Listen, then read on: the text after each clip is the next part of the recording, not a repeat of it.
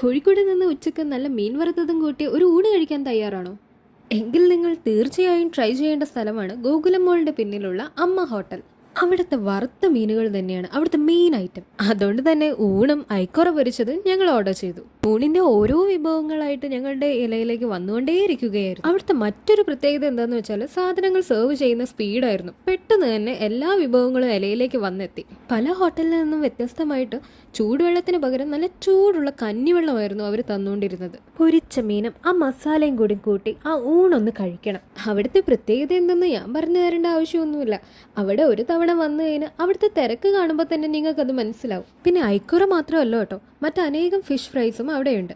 പിന്നെ ഒരു കാര്യമുണ്ട്, രസത്തിന് ഞാൻ വിചാരിച്ചത്ര രസമൊന്നും ഇല്ലെങ്കിലും ബാക്കി എല്ലാം അവിടുത്തെ കിടിലനായിരുന്നു. പൊതുവേ ഹോട്ടലിൽ ചെന്ന ബിരിയാണിയോ മറ്റ് സൈഡ് ഡിഷുകളോ ഓർഡർ ചെയ്യുന്ന ഞാൻ ആദ്യമായിട്ടാണ് ഊണ് ഓർഡർ ചെയ്ത് അത് മുഴുവനും കഴിച്ചു തീർക്കുന്നത്.